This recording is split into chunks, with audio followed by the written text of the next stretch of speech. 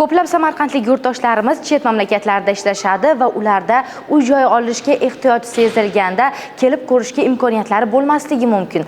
Aynan mana shu video chet eldagi yurtdoshlarimiz uchun aynan prezidentimiz tashabbusi bilan tashkil etilayotgan vokzal orti hududidagi poytaxt rezidens loyihasi bilan biz sizni tanishtiramiz. Dalil aka, aynan mana shu loyiha haqida batafsil ma'lumot bersangiz, narxlari qanday, imkoniyatlari haqida ma'lumot bering. Poytaxt rezidens turar joy majmuamiz prezidentimiz tashabbuslari bilan tashkil etilgan 301 gektarlik yangi renovatsiya loyihasiga tushgan shaharchaning markazida joylashyapti. Yangi bulvar bo'ladi bu yerda. Yangi bulvarning oldida bog'cha hamda maktabga yaqin joylashuvda joylashgan. Loyihamizning boshqa loyihalardan farqli tomoni shundaki, bizlarda 3 gektarlik loyihamizda atigi 23% da bino inshoot qurilyapti. Qolgan maydonda yashil hududlar, avtoturargohlar, fontanlar, bolalar maydonchasiga ajratilyapti. Qolgan qulayliklarga kelsak, joylashuv shundoqqina vokzalning deyarli orqasida joylashyapti. Yangi quriladigan most orqali o'tilsa, vokzalda juda yaqin masofaga ega bo'ladi. Ya'ni 5-6 daqiqa ichida siz yangi most orqali vokzalga o'tsangiz bo'ladi. Loyihada eng e'tiborni tortgan tomoni aynan mana shu bulvar qismi bo'ldi. Bilamiz, Samarqandning eng mashhur joylaridan biri bu bulvar. Demak, bir necha yildan keyin aynan mana shu joyda ham bulvar tashkil etiladi, to'g'rimi? Xuddi shunday, hozirgi bulvarimizdan bir necha marta katta bo'lgan, uzunligi bir necha marta uzun bo'lgan yangi bulvar, xudo xohlasa, davlat tomonidan bu o'zi quriladi. Bundan tashqari, maket ham e'tiborimni tortdi. Bu haqida ma'lumot bersangiz, kelgusida xuddi shu ko'rinishda bo'ladi, to'g'rimi uy-joylar? Xuddi shunday ko'rinishda bo'ladi. Maketga to'xtalsak, bizlarda maketdan shunday ko'rinib turibdi. Boshqa loyihalardan birinchi shuni bir ko'rishda ajralib turadigan tomoni loyihamizda fasad qismi. Ya'ni bizlarda fasad qismimizda hozir boshqa quruvchilardan farqli o'laroq kafel qismidan keyin ham alkafon materialda nozik dizayndagi mana bu oq naqshlar mavjud, ya'ni chiziqlar. Xo'p, undan keyinga o'tadigan bo'lsak, loyihamizda kirish qismi juda ham qulay qilingan. Nima uchun? Aynan umumiy loyihada bitta yoki ikkita kirish joyi emas, balki bizlarda 6 ta kirish joyi mavjud. Loyihani istalgan tomonidan, xohlang bulvar tomonidan, xohlang bunisi ko'cha tomonidan kelib istiqomat qiladiganlar, xudo xohlasa, mashinasini bemalol parkovka qilsalar bo'ladi. Parkovkada hech qanaqa muammo bo'lmaydi, chunki bilamiz, bugun tirbandlik ko'p, yo'lda mashinalar ko'p, joylashtirishda ko'pchilik, ayniqsa ko'p qavatli uylarning tagida muammoga duch keladi-da. Bu yerda qanday qulayligi bor aynan shu bo'yicha? Bu bo'yicha o'zi boyna aytganimdek, bizda ochiq hudud, ya'ni bino emas, trotuar va avtoturargohlar uchun ko'p miqdorda joy ajratilgan. Standartdan ham oshiq. Undan tashqari o'rtada bolalar maydonchasini pastida yer osti avtoturargohimiz joylashadi. Qaysidir mijozlarimiz xohlashsa, o'sha yerdan avtoturargoh xarid qilib, o'zlari uchun shaxsiy avtoturargoh band qilib qo'ysalar ham bo'ladi. Undan tashqari, masalan, kimdir xarid qilishni xohlamasalar, tashqarida ham juda ko'p avtoturargohga joylarimiz mavjud. Umumiy 12 ta blokdan iborat, 12 ta binodan, xo'p, 6 ta o'rtadagi qavatlarimiz 14 qavatlik, o'rtadagi binolarimiz, 6 ta, 2 ta yondagi binolarimiz 17 qavatlik. Bu nima uchun qilingan? Asosan havo aylanishi ham o'rta qavatlar pasaytirilgan, havo aylanishi, e'tibor bersangiz, kirish joylari ham ko'p binolar o'rtasi ochib qo'yilgan. Ichkarida havo aylanishi, quyosh tutishi yaxshi bo'lishi uchun. Ko'pchilik yurtdoshlarimiz aynan ko'p qavatli uydan xonadon xarid qilmoqchi bo'lsa, eng birinchi qiziqtiradigan savollardan biri zilzilaga bardoshlikligi so'raladi-da. Bunda qanaqa? Tekshiruvdan o'tiladi baribir. Taxminan necha bera olasiz bunga? Xo'p, taxminan emas, bu aniq faktlar asosida quriladi. 1966-yilgi Toshkentdagi zilziladan keyin O'zbekiston bo'yicha quriladigan barcha yangi domlarga 9 ballik zilzilaga dosh berish standarti qo'yiladi davlat tomonidan va hozirgi barcha binolar davlat standarti bo'yicha shu 9 ballik zilzilaga dosh beradigan kuchda quriladi.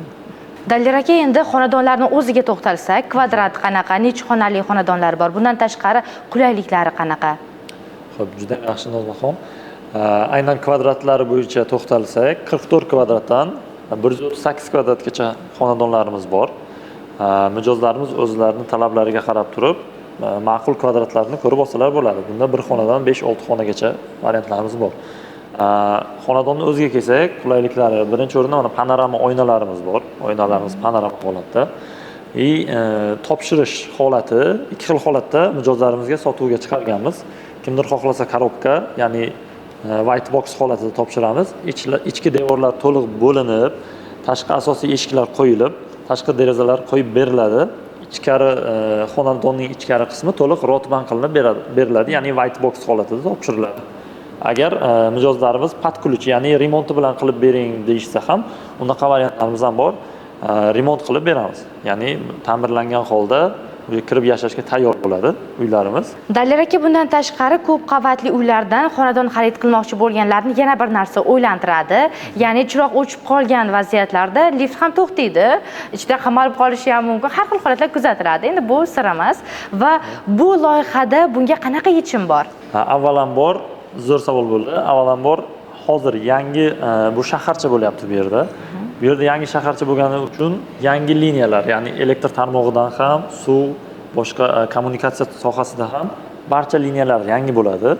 Shuni hisobiga elektr tokidan muammo bo'lmaydi. Mabodoga agar muammo bo'lgan taqdirda ham quyosh panellari va generatorlar o'rnatiladi bizlarda. Doimiy liftlarimiz ishlaydi. Demak, svet o'chib qolsa ham lift hech qachon to'xtamaydi. Liftdan muammo bo'lmaydi. Avtomatik 5-10 soniya ichida generator ishga tushib, liftlar ishlab ketadi. Demak, svet o'chib qolsa ham lift to'xtab qolmaydi. Shunday. Ko'pchilikka xonadonlar planirovkasi ham qiziq. Bu haqida ham ma'lumot berib o'ting.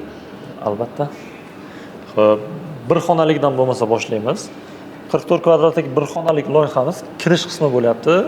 Chap qo'lda vanna sanuzeli umumiy dush hojatxonasi joylashyapti. To'g'rimizda bu tomondan yotoqxona, o'rtada oshxonamiz joylashyapti. Yotoqxonamizda balkon qismi ham mavjud. Ikki xonalik xonadonlarimizga to'xtalsak, kirish qismi, katta hol qismimiz mavjud. Chap qo'lda vanna sanuzellari, undan keyin oshxona balkoni bilan to'g'rida yotoqxonamiz hamda o'ng qo'lda alohida mehmonxonamiz mavjud. Barcha xonalarimizda derazalar mavjud bo'ladi. Aynan ikki xonalik loyihalarimiz, bundan tashqari ham 4-5 xil kvadraturada 4-5 xil variantda bor. Barchasi derazali xonadonlar, birortasida gulxoy variantimiz yo'q. 3 xonalik xonadonlarimizga to'xtalsak, studiya variantimizda 67-72 kvadratlik to'liq 3 xonalik, ya'ni oshxona zali alohida bo'lgan variantda 81, 90, 101 kvadratlik variantlarimiz bo'ladi 3 xonalik xonadonlarimizda. Masalan, bittasini sizlarga tushuntirib o'tsam, hammasi uni ikki tomonlama skvoznoy variant deyiladi xalq tilida. Barcha xonalarda derazalar bor. Kirishda o'ng tomonda ikkita yotoqxonamiz bo'ladi. 470 ga 3 metr kattalikda.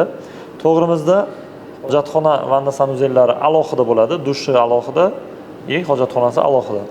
Bu tomonda 460 ga 3 metrlik oshxonamiz va kirganda chap qo'lda birinchi xonamiz zal qismimiz bo'lyapti. 660 ga 3 metr kattalikda. 4 xonaliklarga kelsak, 90 kvadrat metrdan boshlanadi. Bunda ham xuddi o'sha ikki tomonlama skvoznoy variant. Ya'ni hamma xonalarda derazalari bor. Kirish qismi to'g'rida vanna sanuzellari, bu tomonda ikkita yotoqxonasi va chap qo'lda ham bitta yotoqxonaga hamda zal oshxonaga ega. Eng qiziq joyga keldik.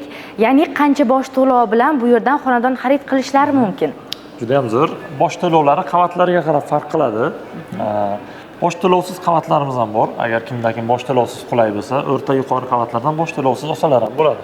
Aynan narxlar bo'yicha to'xtalsak, narxlarimiz 8 million so'mdan 12 million so'mgacha qavatlarga qarab farq qiladi. Bu narxlar 2026-yil hozirgi kunda, ya'ni avgust oyidagi narxlar.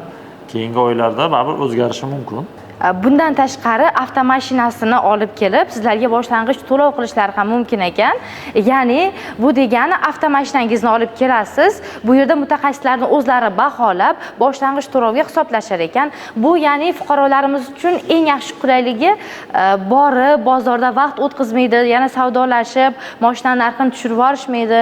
Shu haqida ham to'liqroq ma'lumot bering. Xo'p, avtomashinaga to'xtalsak, barter, ya'ni barter deyiladi bu narsa.